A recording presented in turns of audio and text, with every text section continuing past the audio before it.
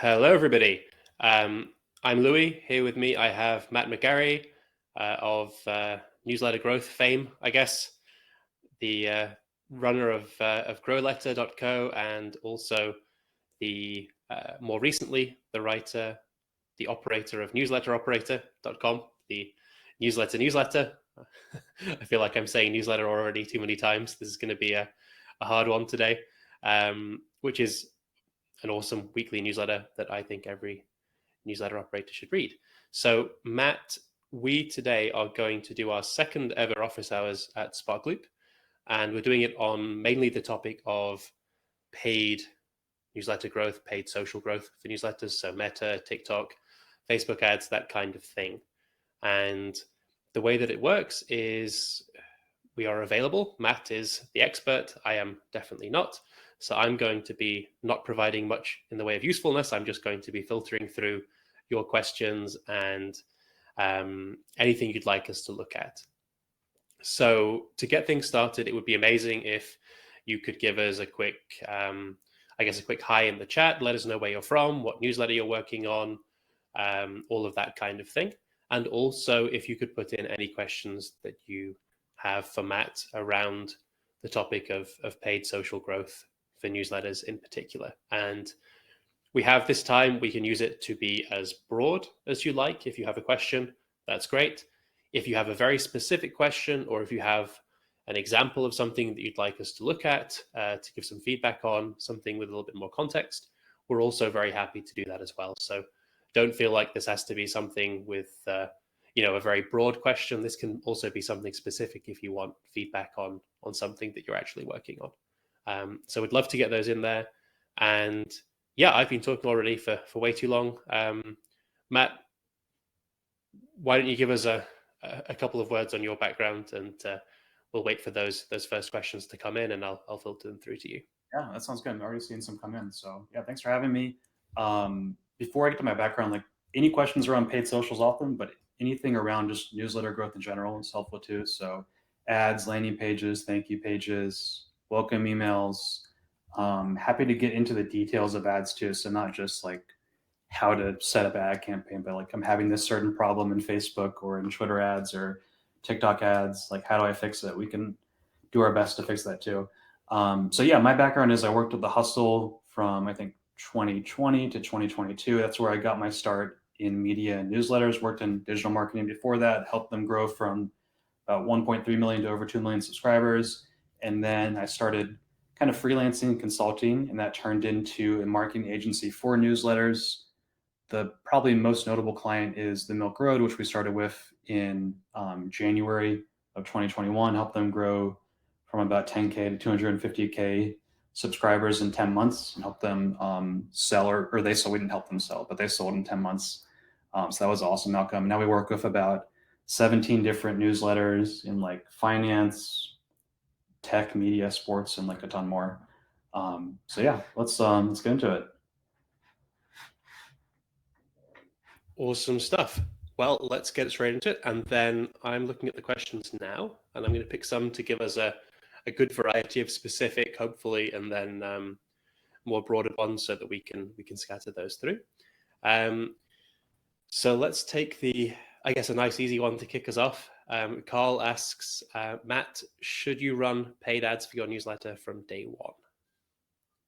Probably not for most people.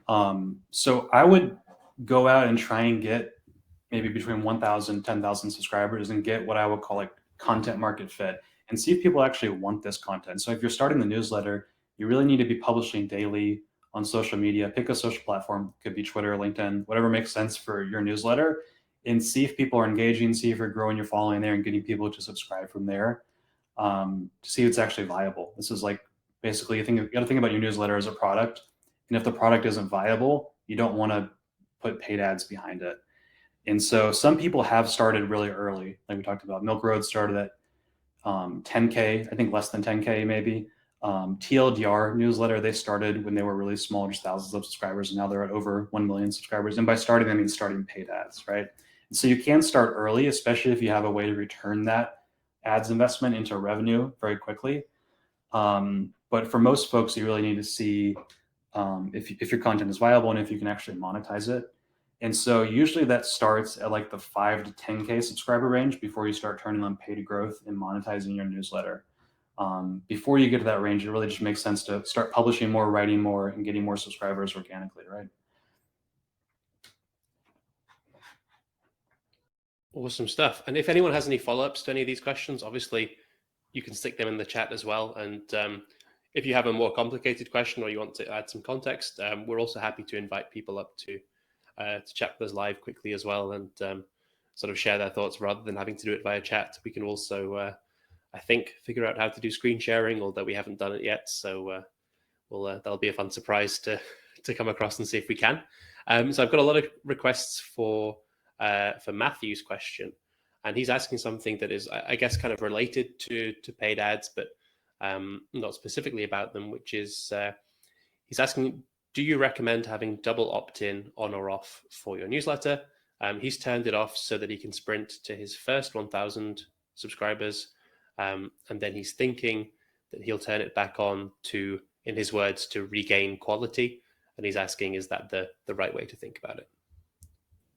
I would recommend having it off and keeping it off. And we can get into a ton of reasons why. There are some reasons, or some reasons why it makes sense to have it on in certain scenarios, right? But most of the time it makes sense to have it off. And the reason is because when most people subscribe, a lot of them will double opt in, they'll look confirm the email, but a lot of people won't. So what you'll see is between like 10, sometimes even up to 40% won't confirm their email, and they won't become a subscriber because they didn't click confirm my subscription or whatever that the text is, right?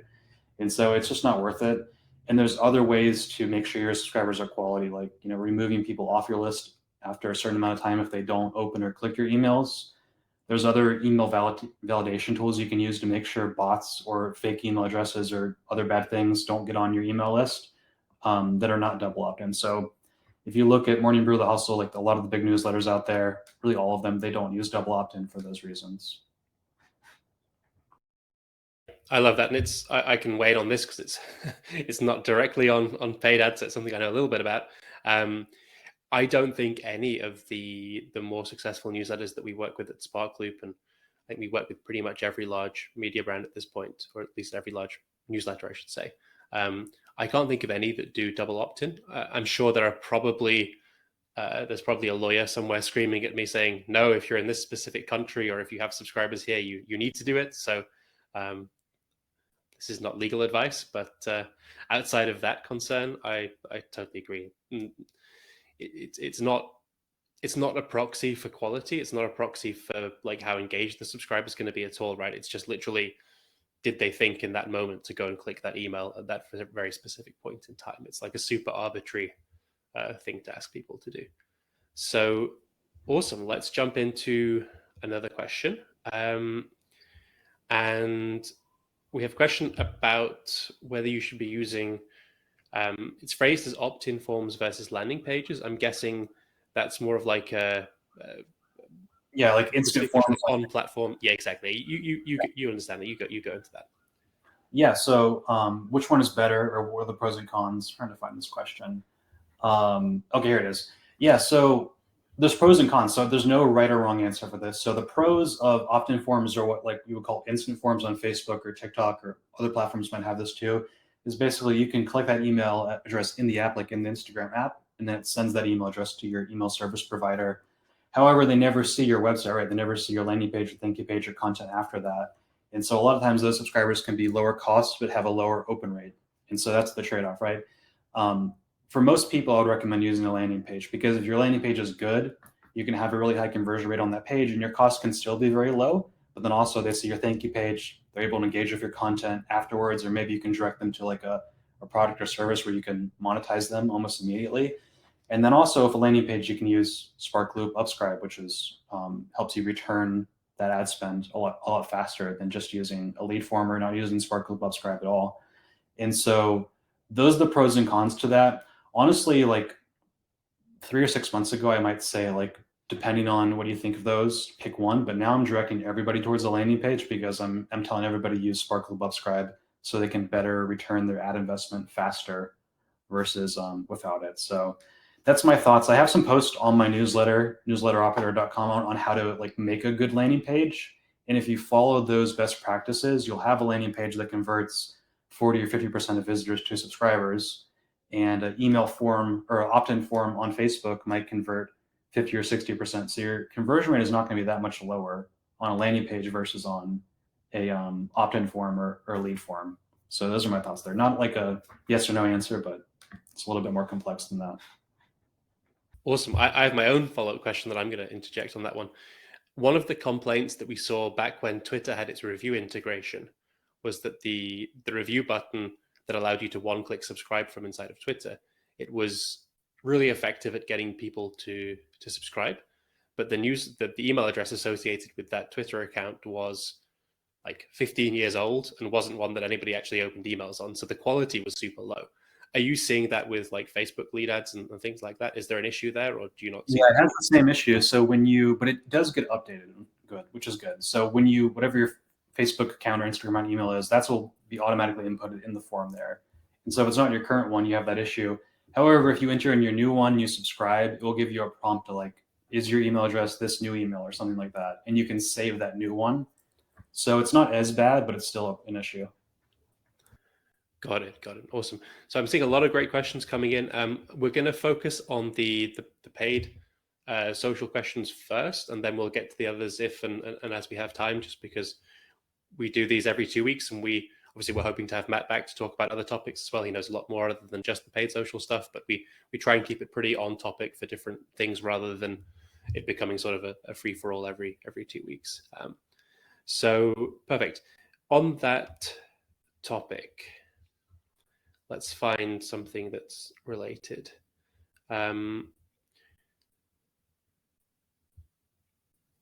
This is an interesting one. So Cordell is asking, they want to spend more on a successful ads campaign, but they're worried about the increase of spend destroying their conversion rate, I'm assuming, like the quality coming through. Yeah, no, it's definitely a concern. So like as you start to spend more, it's so Facebook, any ad platform is a bidding based platform. So as you spend more, you bid more, and so your costs can go up. And so it's very easy to maybe get a great cost spending $1,000 per month, but if you want to spend 100K a month, it's much harder to get a good cost per subscriber, or we usually call that CPA, even though it's not the exact term. And so this is kind of a complicated answer. So one, you need to make your ads really great at that lower cost. So most people, if you're starting by yourself, you might want to spend maybe 1,000 to 10K a month on ads, and make your cost up maybe below your target at that level of spend. And so if you want to acquire subscribers for $2, and if that backs out based on your LTV and your payback period and all that good stuff, and at 10K per month, you're able to get subscribers for $1.50, that's a good sign that you can start to spend more on ads. And usually it's not a like if-then process. It's usually we're gradually increasing very slowly over time. So we might start week one, we're spending, $50 per day. Week two, it goes up, 20%. So to get into exactly how to scale, there's two ways to scale. And so one is vertical scaling. And this is where you're going into an ad set and you're increasing the budget on that ad set by 20%. If you're making increments of increasement that are 20% or less, you're not going to interrupt what's called the learning phase in the ad platform. And so that would be step one. So if you have ad sets or campaigns that are working, slowly increase the budget by 20%, wait 1 to 2 or 1 to 3 days. If the CPA is the same or better, you can increase it by 20% again and keep scaling that way. The other way is if you're setting your budget at the ad set level, which I would recommend for any newsletter ads, you can scale horizontally. So we talked about scaling vertically, we increase the budget on the ad set. Horizontally is where you would duplicate that ad set and increase the budget more drastically. So let's say I've scaled my ad set horizontally or vertically up to like $100 per day, and it's working great. I'm still getting subscribers for less than $2. Now I can duplicate that and change a small variable in that audience. So maybe I just change the age one unit. So I change it from 18 to 65. I change it from 19 to 65. Same audience, and that audience was at $100 a day. Now I up it to $1,000 a day. And so you're targeting that same audience. And what you'll see a lot of times is now you can get a very similar CPA, or maybe slightly higher, at a much higher level of spend. And so that's called horizontal scaling. And so what I would recommend is using both of those strategies to spend more. And so you still have to identify what your LTV is, what your payback period is, all that stuff to identify if you can spend more. But that's how you would do that when you actually have those insights or like have the knowledge to do that stuff. Awesome stuff. And as ever, if anyone has any sort of following questions to this stuff, I know we're getting into the details now. Feel free to add them in, and we'll make sure they're answered. I want to move on to, I guess, a group of questions that are all sort of exploring the same thing, which come to. We'll start with the one, which is basically we have a newsletter operator. They are growing via Facebook ads. The audience demographics of the audience they're acquiring is skewing a little bit older, 55 plus. They're looking to target more millennials. What other sources of paid social should they be looking at outside of Facebook? Them, but also just in general, like where would you be recommending people approach, and who should be looking at what platforms, I guess? Yeah, so this it doesn't happen a ton, but sometimes your ads, for whatever reason, Facebook will just put all your budget towards an older audience, 55 plus, sometimes even 65 plus. We've seen this happen occasionally. And so the best way to handle it would just be to lower your age range on that platform. So set a cap of what you want the highest to be. And so you could just put 55, for example, and target everybody from 18 to 55. You don't even need to change the ad platform. Obviously, Facebook skews older and Instagram skews younger. However, if you target just Instagram or just Facebook, what you'll see is your ad cost or your CPA starts to go a lot higher. Facebook likes to give your ads lots of options and to find the best people at the best time. And so it's better to change that age range rather than just target one platform. If you want to just find a lot younger people, I mean, Instagram and TikTok will be the way to go, but I think you can just lower it, lower the age and solve that problem. Awesome. Can you give examples? I don't know what you can share. I should have cleared this with you first, but are there newsletters that you can say, oh, they're killing it on TikTok, they're crushing it on Facebook? Yeah, most of our clients are crushing it on Facebook. TikTok has become something that hasn't worked as well for us in like the past year or two. We're seeing better cost on Facebook, and by Facebook we mean Facebook and Instagram, right? Um, and for whatever reason, it used to be where TikTok CPMs, your cost per 1,000 impressions, was really low, right? But that's gone up over recent years. So I still think Facebook is the best platform to start with, and there's plenty of scale there. Occasionally what we'll see is sometimes newsletter will have much higher engagement from TikTok, a higher open rate from TikTok than from Facebook, or even vice versa. And in those cases, we'll go all in on TikTok. And for us, that's been like sports. Sports newsletters have got a lot better engagement from TikTok than from Facebook, so we'll spend more there. Also, sometimes in crypto, TikTok has higher open rates than Facebook, so we'll spend more there. We saw that for the Milk Road, where our open rate was 10% higher on TikTok than Facebook, and so it really depends on your newsletter and your content, right? Got it. Are you seeing any other sort of overlaps there? Like, I know that TLDR, who you mentioned before, I've seen their ads a lot on Twitter, for example. Is that something that you're seeing working? Yeah, Yeah. we're doing more and more Twitter. I still haven't quite cracked the platform and felt like it's been working better than Facebook, for example. What we're seeing is the engagement's really high from Twitter, and so you'll see a higher open rate from Twitter than Facebook or TikTok. However, the CPAs aren't as good yet, and that's mostly because the Twitter ad platform or just the tech tools they have there aren't as good for advertisers, right? They're not showing your ads. Your ads won't be shown to like as relevant people as Facebook, where the targeting isn't as good, like the machine learning isn't as good. So the CPA may not be as good there, but it's probably worth exploring if you think your audience is on Twitter. Awesome stuff. Awesome stuff.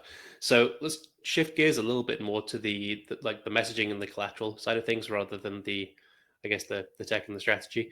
And we have a question here, which is about the messaging, and what your process is when you're working with a newsletter client to figure out what collateral in that ad is gonna perform well. Can you share how would you approach that with a newsletter operator? Yeah, so we're talking about ad creative here, right? Exactly. So Yeah. I have a lot of posts on this. Basically, there's two types of creative. So we have static, which basically means images. Media buyers call it static for some reason, and then we have videos, right? And then maybe there's an in-between version where you have like an animated thing, which is kind of between a video and a static ad, but we don't use a lot of those. But I think those are great too. And so What we find best is videos are really crushing it. All of our best ads that have the low CPA are all video ads. So what does that mean? Let's get more specific on what type of videos actually work. We're seeing what we call UGC videos work really well. And so these are basically videos that look a lot like a TikTok video or just someone talking about the product on their iPhone. A lot of times they're shooting them selfie style or sometimes mount a camera, but it looks like someone just talking about the product in their home. And the length is usually under 30 seconds, usually between like 10 and 25 seconds works best. And sometimes they're even testimonial style. So someone's talking about their personal experience with the newsletter, how they read it and how it helped them and what they learned from it. That works really well. And so I don't have a ton of examples we can show now. There's some on my website and newsletter you can check out, but that's what's working best.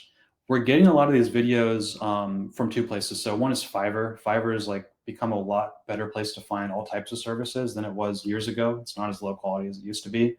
And so if you just search UGC videos, you'll see tons of different content creators and actors who can make these types of videos for your newsletter. And then the second would be actually going and finding content creators in your niche or just content creators in general and paying them to make a non influencer video for you. So most like posts they do, they'll actually post on their page or on their TikTok, and that costs a lot more. Maybe that's $1,000 for an actual influencer post. But if you ask them just for a UGC video, they might charge $200 or like much less because they're just giving you the asset to use as an ad rather than actually going out and posting it. And a lot of times we'll see Fiverr is lower quality, lower cost, but maybe more volume to get those videos, and reaching out to content creators takes a little bit more time and more work and more cost, but the video ad quality is a lot higher. And so I have a whole guide on how to actually write the script, how to find creators. I won't cover all those details now, but to make ads work in the current year, you really need to be making video ads. And this is the best style to do those in, right? And then image ads, like they're pretty straightforward. We're seeing memes work really well. We're seeing screenshots of iPhone Notes app work really well. Those are still working. We've been running those for years. And what I would do on the image ad side, and really both of the side, is you got to look at different examples of newsletters that are doing it well. And so you can make just a list of all the top newsletters, or look at my newsletter to find these, and then go to the Facebook ad library or the TikTok Creative Center and search those brands and find what ads they're running and get inspiration from those ads. Awesome. Does any of this depend on like the target audience of the newsletter or the platform? Like if you're on Twitter, are you doing video or are you doing static content? Yeah, Twitter is not, the videos need to be much shorter on Twitter, so less than 15 seconds. Whereas on Facebook, you can go up to 30 seconds. Like I said, 20 to 25 seconds is probably where most of our videos run in. Also on Twitter, you might see like more short animated videos rather than long videos. I think Twitter is just it's a lot faster of a platform. People are scrolling a lot faster. You really need to get attention and have a lot shorter form, like more catchy ad. And so we're doing mostly like memes and images on Twitter, static ads rather than videos. But we do a lot of kind of short animated videos too, where it's just basically like text on screen and then there's like a moving background or something like that. Those work really well on Twitter. Awesome stuff. And then since we're on the topic of video and ads a little bit anyway, we've had a couple of questions about YouTube. So YouTube pre-roll and other YouTube ads. Have you seen anyone doing well for newsletters on YouTube? I have not. It's something I haven't really explored for this. I think we're excited to test YouTube Shorts ads when they're available, but right now you can't target only on that ad placement, or you can't select that ad placement exclusively. So I think that will be a great platform for newsletters. It's available. We just haven't seen it. I haven't really tested, and I haven't really seen it work for anybody. Interesting. I can only echo that. I can't think of a single person who's ever mentioned like any interesting results from sort of YouTube paid stuff for the newsletter. So that's interesting to hear. Very cool. So there was a nice and easy question. Let's put them both together, actually. So we have first question: how do you feel about lead magnets in terms of getting new subscribers to the newsletter from paid social specifically? And then second question: what's your favorite landing page builder? Okay, good question. So lead magnets, pros and cons. So the issue is people can subscribe for the lead magnet, not for your newsletter, and so your open rate will be really low. That doesn't happen in all the cases. So if you tested and the open rate is still good, but the cost is much lower, maybe that's worth the trade-off for you. There are some ways you could use it to increase the conversion rate on your landing page. So for example, you could advertise for your newsletter, but on your landing page, you could talk about your newsletter. And then as a bonus, say you also get the lead magnet, and that could increase your landing page conversion rate, therefore lowering your cost, and you still get the high open rate and you still get to use the lead magnet, right? So there's all types of trade-offs there. We never advertise for just a lead magnet because we have this problem so often. We're almost advertising always exclusively for the newsletter, and then we might do a small test for a lead magnet. Or if there's a lead magnet that's around a limited time event, so like around planning for the new year, we'll run ads about the lead magnet during that time period, and then we'll pause those when it's not relevant anymore. And so trade-offs there. I really think the landing page idea is a smart move. More people should do, and I see it work really well when it's actually done well. And then the second question, I forget. So remind me of that again. The second question is nice and easy. It's just, do you have a preferred landing page tool? Oh yeah, I like Card. That's been my go-to. Integration's easy. Like you don't need to use Zapier to connect Beehive or ConvertKit and Card.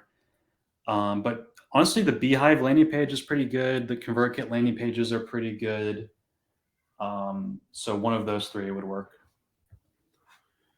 Perfect stuff. And then this is perfect timing because I was searching through desperately for Matthew's question, which I thought was really good, and he's just bumped it up again. So that's saved me a headache of trying to scroll through and find it.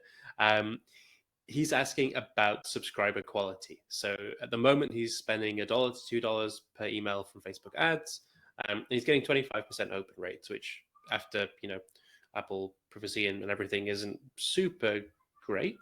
But from other channels, he's getting 50 to 60% open rates. So his first question is basically, is this good or bad for Facebook ads? Is that what he should be expecting? And then his sort of follow-on question is, should he, focus just continuing on acquiring these subscribers and then try and figure out how to improve the open rate later? Or does he need to fix the open rate issue before continuing to try and acquire subscribers, I guess? Yeah, this is a good question. This is a common problem I see people have. So like number one is make sure you're looking this over the right date range. So like if you're just looking at your open rate over the past 3 days and it's 25%, you got to wait longer. I would recommend like a 30-day period. Also, you got to look at, are we using, I don't know the details here, but are we using ads that go to a landing page or go to a lead form? Like we talked about the instant form. If you're seeing that open rate from the instant form, maybe switch to the landing page. If you're advertising for a lead magnet, switch to advertising for the newsletter and not the lead magnet, right? And though there's lots of factors that affect this. And so the factors that I would look at are what your first impression are. And so what's your ad about? Is it about the benefits of the newsletter, or is it about something else that kind of gets them to subscribe for something else rather than the newsletter? Focus your ad on the benefits of the newsletter, and focus your landing page on that too. And then what happens immediately after people subscribe? Are they redirected to a thank you page, or they just see a confirmation message? You want to direct them to a thank you page that basically kind of resells them on opening your newsletter and follows more best practices that we don't have time to get into. But Lewis has articles about that. I have articles about that. Sorry, not Lewis. Anyways, let's see here. So the first impression is really important. So your thank you page and welcome email are super important. So if those are good, then your open rate will improve. However, if those are good and your open rate's still low, we need to look at one more thing, which is looking at the audience you're targeting, looking at your ad creative. And so what we do is we use UTM parameters to look at that. So you have 3 different UTM terms I would recommend using. So number one is your UTM source, and this just identifies what platform they're coming from. So if it's Facebook ads, your UTM source is going to be Facebook ads. Then you have your UTM medium. People can use this one in a ton of different ways, but we like to use the UTM medium to identify who we're targeting. And so we'll put that UTM medium of like the audience we're targeting on Facebook. So if you're targeting, men 18 to 35, that's going to be your UTM, your medium UTM. And you can use Facebook's dynamic UTM terms so it does that for you. You don't have to do this manually in every single ad or every single link you put. This can all be done automatically for you. And so we want to identify who you're targeting and where these subscribers are coming from. So if you see men 18 to 35 has a high open rate and women 18 to 35 doesn't, we would probably cut that ad set and focus on targeting the other ad set. And that's probably a bad example. What you'll target more is like different interest groups, different lookalike audiences, and maybe you'll find your lookalike audience have a high open rate, but your interest or your broad audiences have a lower open rate. And so you'll start focusing more on lookalike audiences rather than interest groups or broad audiences. And then the final one is your ad creative. And so you want to have a UTM term, which is probably going to be your campaign name for each individual ad creative. So every single ad is going to have a unique campaign name. And again, you can use Facebook's dynamic UTM terms to set this up. I know this is like sounds confusing, but once you see how to set this up, it's not as complicated. And so you can see, okay, I've tested 10 different ads, and I can go look at the open rate of each of these individual ads, right? And so Beehive makes it somewhat easy to do this. It's a little bit harder to do it in other platforms, but if you find that, ad 1 through 5, they have a 50% open rate, but ad 6 through 10, they have a 25% open rate or a 10% open rate, then you want to pause those ads and allocate more spend to ads that have a higher open rate. And so I know that's a long, somewhat complicated answer because it is kind of a complicated process to fix, but basically I would break it down by like, one, make sure your first impression is awesome. If it is awesome, then get more granular and look at who you're targeting and what ad creative they're coming from, and see if some of those ads or some of those audiences are not bringing in the right types of subscribers for your newsletter. Does that make sense? I know it's a tough question to answer. Yeah, I thought that was awesome. I loved it, and I think I was just going to say from my own experience, just adding something on quickly there, especially if you're starting with this stuff, you need a big enough budget, right, for this to be statistically significant. Like the number of times I've had people say, "Oh, I changed from this to this other thing," and it's like, yeah, but you're spending $50 a day, like on 10 subscribers, you can't kind of check the difference. So Bill has an interesting question, and he has a non-profit, and 80% of the donations to their non-profit come via their newsletter. So they've tested Facebook and Instagram ads, but only about 1% of the subscribers they're getting from Facebook and Instagram seem to donate. And they've read or they've heard that they should try Google ads because apparently the algorithm makes it easier to find people who are more likely to purchase, basically, compared to Facebook. Is that something that you've seen with newsletters that have specific actions they want people to take, like paid subscriptions or donations and things like that? Yeah, I think if you're thinking about Facebook versus Google, you're thinking about how the platforms work. So Google search ads, they are more intent based. So if people are searching for nonprofit XYZ or nonprofit on this topic or on this issue, and they're searching for that, and your Google ad shows up underneath that search, you're getting a much higher intent subscriber or higher intent buyer, right? And so someone from that ad, a subscriber from that Google ad, is going to be much more likely to donate because they're already searching for it. They're maybe what we would call lower in the funnel. Whereas Facebook ads are interruption based. And so you're targeting an interest or you're targeting a lookalike audience or a keyword on Facebook, and you don't really know where they're at in the funnel. They may have never heard of your brand before, and you're interrupting them with an ad join their newsletter, and their intent just isn't quite the same. So in this context, even though Google ads don't work for most newsletters or have a much higher cost, it might make sense to explore this for your business because the intent's going to be different, right? That doesn't mean Facebook can't work for this, but Google might just work better or might be more efficient. Awesome stuff. And again, we're going to spend another about 5 to 10 minutes on questions before we wrap up. So if you do have something that you would like someone, Matt, to answer, or if you have something you'd like him to look at and give some feedback on, get those in now and we'll try and get to them. So 2 people have demanded that we answer the question about Pinterest paid advertising. It's been a stream of 2 questions about that. So have you done any Pinterest advertising? Have you seen that for newsletters? Yeah, I've got very little experience in that, unfortunately. It would seem like Quora work well, which is a totally different platform, but also kind of smaller. Seen Reddit work well. And I think it all depends. It can work if your target audience is there and if that is relevant for your newsletter. So it's worth exploring. But really the good thing is Facebook works for just about everybody because so many people are on the platform. So maybe get Facebook ads to work first. Then if you're able to do that, you can use kind of your best performing ads and your landing pages that work for Facebook and apply that to Pinterest too. Because all the ad platforms kind of copy what Facebook did, or the setup is very much the same. The ad type is somewhat similar. Yeah, awesome. So Sammy has a question there. I don't know if you can you see that, Matt, the Sammy's question in the Um, chat. I think it's almost easier if you read it rather than me try and give the context because yeah. Is it a recent one or one it a is a while? recent one. Yeah, it's not marked as a question. It's just in the chat in general. I can mark it as a question real quick. I was just Here we looking go. at it. I'll give a brief summary. So basically, what Sammy's asking is, as long as you're forecasting the lifetime value and that it's higher than what you're paying for email subscribers, is it okay to be paying very little? And the the way that I'm reading and interpreting their question is they're saying yes, the open rate they're getting from those subscribers is quote unquote only 35%, so it's not terrible, but it's not super high compared to a lot of newsletters. But they're only paying 60 cents per email address at the end of the day. Um, and I'll let you answer it, obviously, but I think they're approaching this from an interesting angle of like, should they keep paying sort of the cheap amount for a lot of subscribers where some of them just aren't very high quality and engaged, or is that going to be an issue for them, particularly with advertisers? You're on mute, Matt. My bad.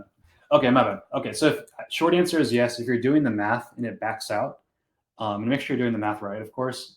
But if it backs out, I would keep doing that. We've experimented on this a lot for the hustle. It's something I don't do a lot recently, but we've kind of like email gated articles, and you get a lot of very low cost but lower open rate subscribers. And for a lot of people, it can work really well. The issue is, even though your open rate is lower, your churn can be a lot higher. And usually, open rate and churn, or open rate and unsubscribe rate, churn, kind of all the same thing.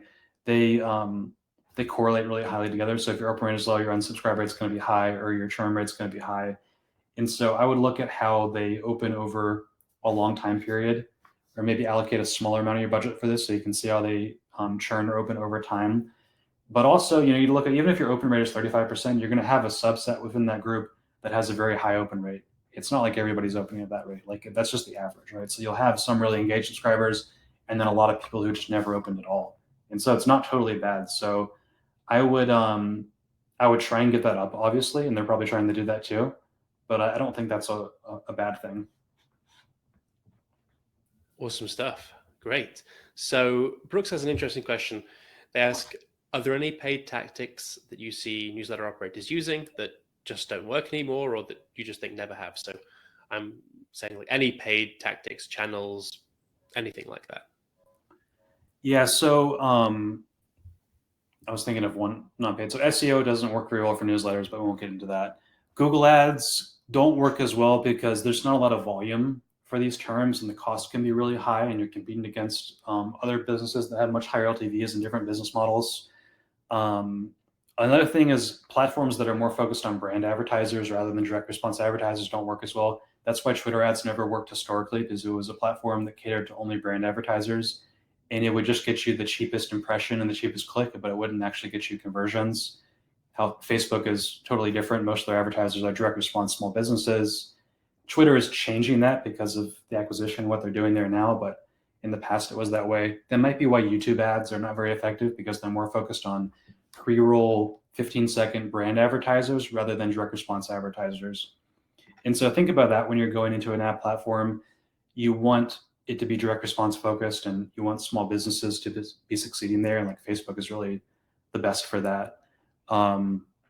Lead magnets don't make as much sense for newsletters. However, they can make sense if you're monetizing a business in a different way, like selling a product or a service, and you're not as concerned about open rate, right?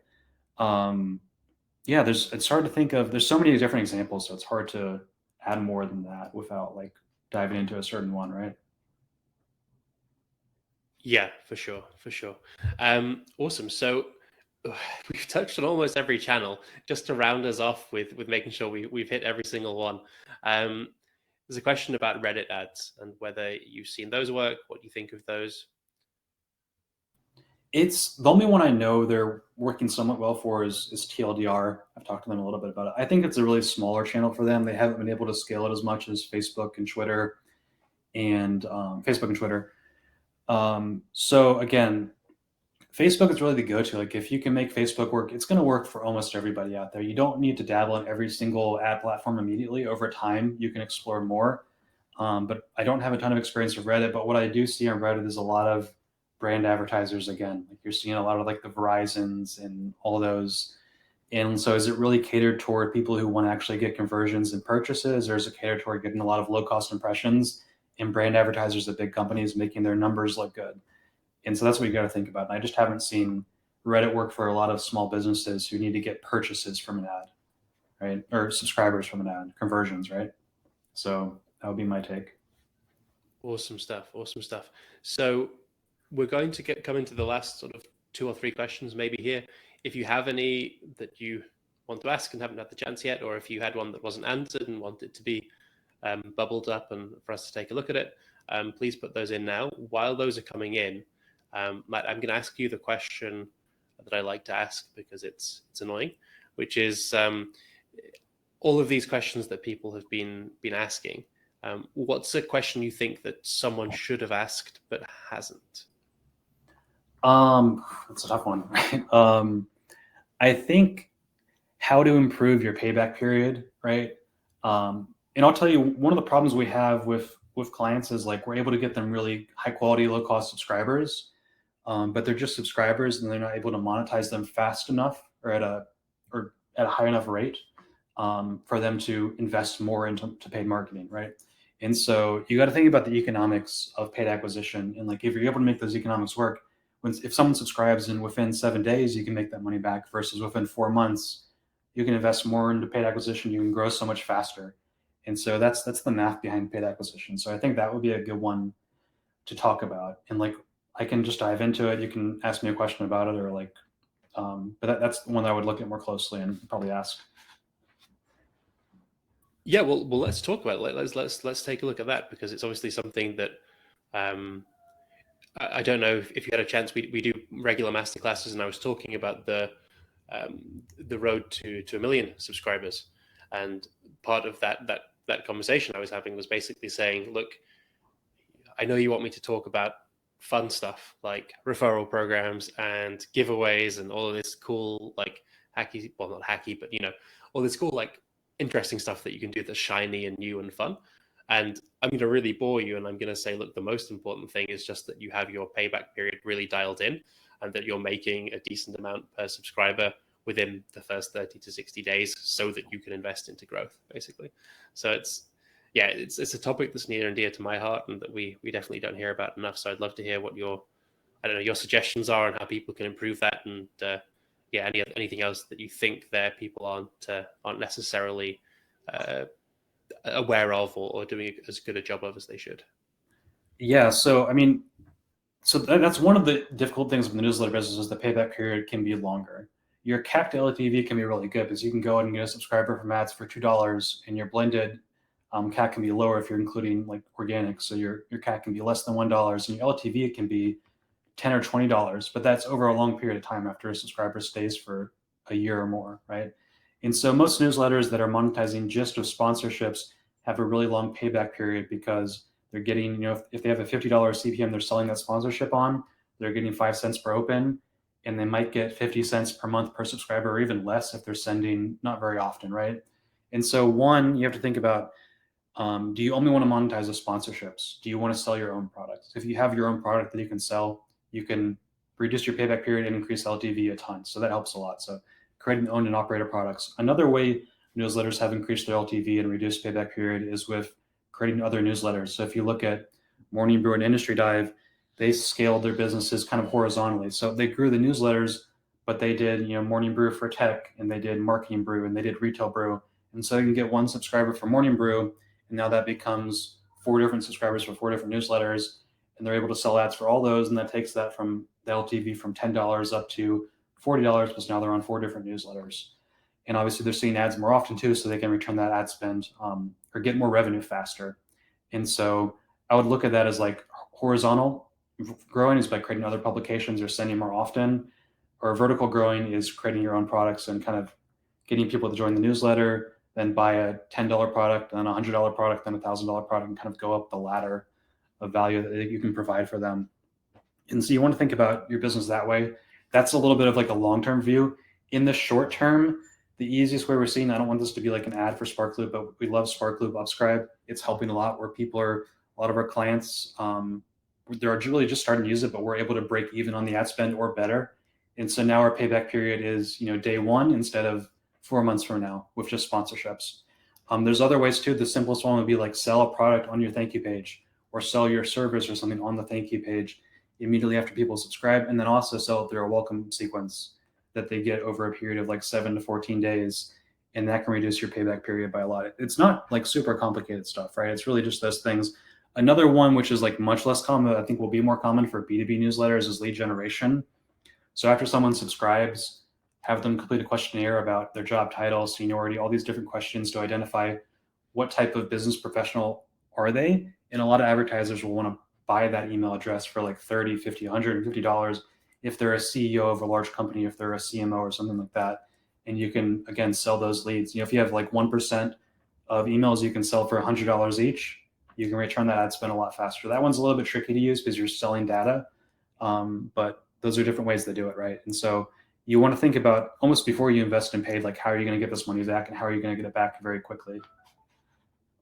Yeah, awesome. I love that. So I'm going to come to the end here. I'm going to ask there's two more quick questions.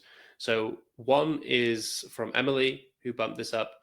And her question is pretty simple. It's when it comes to the initial engagement, the onboarding of a new subscriber, how do you feel about a single welcome email that's introing the brand and asking them to click in the reply and stuff, versus what I guess is more from almost from the email marketing space, the traditional sort of sequence of welcome emails. What are you preferring? What are your clients seeing work best? Yeah, so I mean, definitely make the first one the one that you can immediately. You need to focus mostly on that one because that's going to be your highest open rate email, and that email should be almost solely focused on getting people to open future emails, right? You could have a small call to action for another product or something else, but you really want to get people to move that email to their primary inbox. You want to get people to reply. You want to get people to star it or add them to your contact list. I wouldn't do all those actions, but at least ask for two of those. I have a post about this that has a ton of examples, and you can even look at my welcome email or like SparkLoops and see what they do. Um, and so the sequences, you need to be careful about it. I see people kind of overdo sequences a lot. I don't think we need to get 7 emails in 7 days after we join. But if you're sending less frequently, like you have a weekly newsletter, it might make sense to send a 3 to 5 part welcome sequence to get people to learn more about your brand, how you can help them, the services you offer, basically sell products. So especially if you're doing ads, we talked about how to monetize with that, monetize faster with that welcome sequence.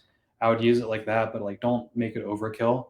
Really focus on having your broadcast emails, your editorial newsletters be really good rather than sending a bunch of different sequences.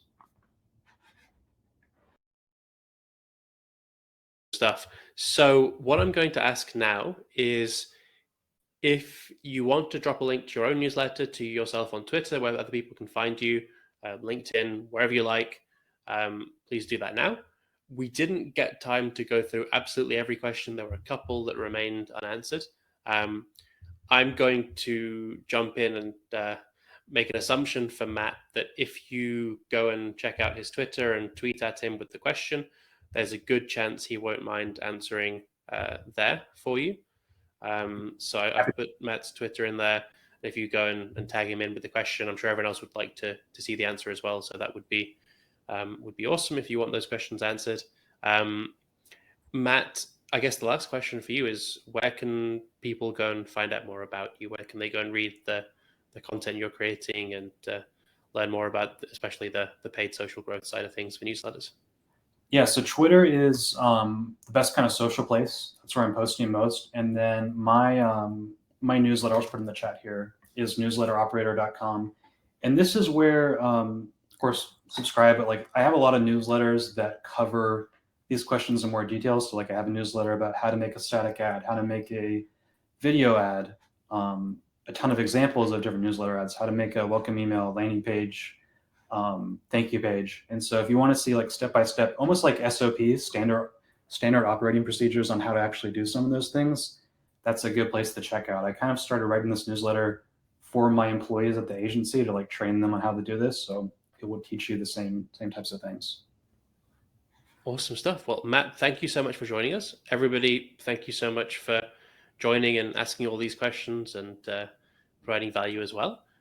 Just so you're aware, tomorrow we have a masterclass on paid growth at the partner program, and then we do at least one of these events each week. We alternate between an office hours on different topics with an expert like Matt, who very kindly comes and answers questions for us, and then those are alternated out with masterclasses on specific topics. Matt has already done one of those for us on this topic, which was one of our best received ones. It's over on YouTube. If you go and just put in SparkLoop or Matt McGarry SparkLoop on YouTube, you will find that very quickly. And I would definitely recommend going and watching that if you found the topics today interesting and want to see some visuals along with the expertise as well. So awesome, everybody! Thank you so much, and see you next time, hopefully. Cool. Bye.